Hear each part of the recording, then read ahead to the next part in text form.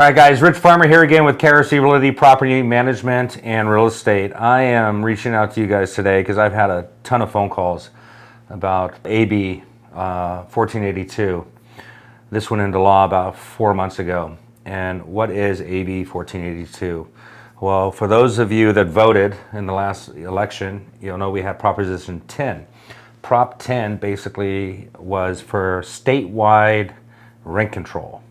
And the people voted it down, but our lowly government up in Sacramento decided that they didn't agree with the people's vote and implemented AB 1482, which me working in property management, also as an investor, I kind of feel like it's an attack on landlords because they're basically hamstringing landlords to a rental increase of 5% per year plus the CPI index not to exceed a total of 10%. CPI typically goes up about 1% per year, so you're looking at about 6%.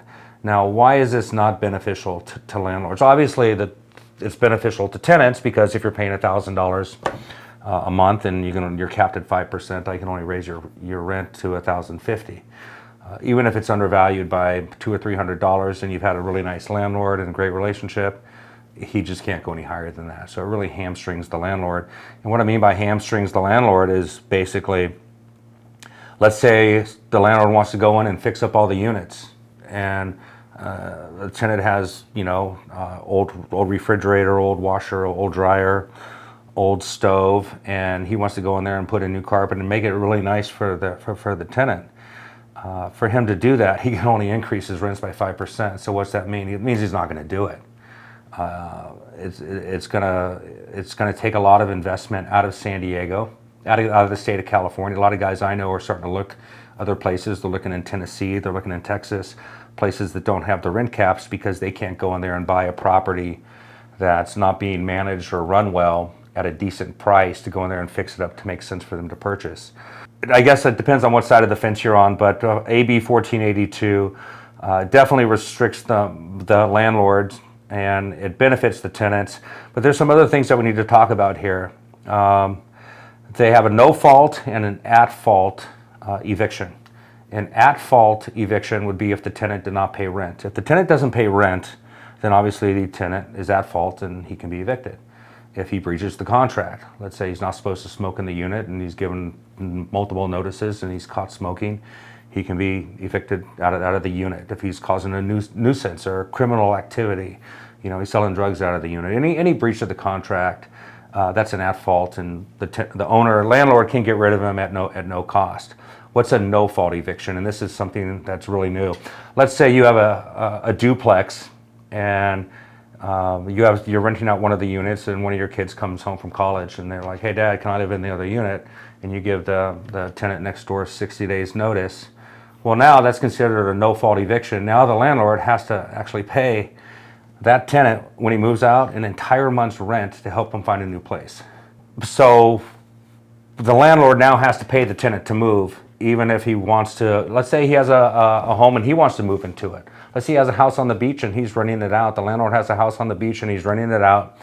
And he wants to move from Santee and he wants to go retire down at his beach house, and he gives the tenant notice. Now that the landlord has to pay that tenant a full month's rent.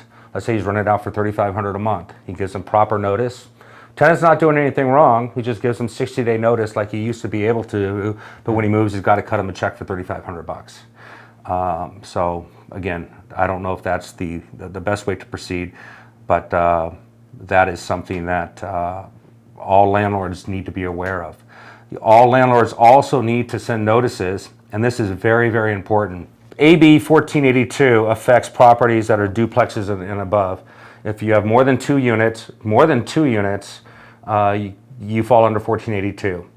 But even if it's a single family home that you're renting out, you still have to send your tenants out a notice in 12-point font describing that the property does not fall under 1482, and you have to explain to them why it does not. And this has to be mailed out to them. If it does fall under 1482, if you are in a property that qualifies for AB 1482 rent control, you also have to send notices. The state does not send out notices. They require this of the landlord.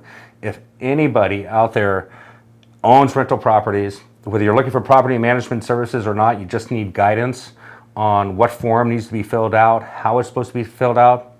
Reach out to me. I'll just email you a copy of it, no cost, just my giving back to you. I want to make sure that everyone's aware of how 1482 works.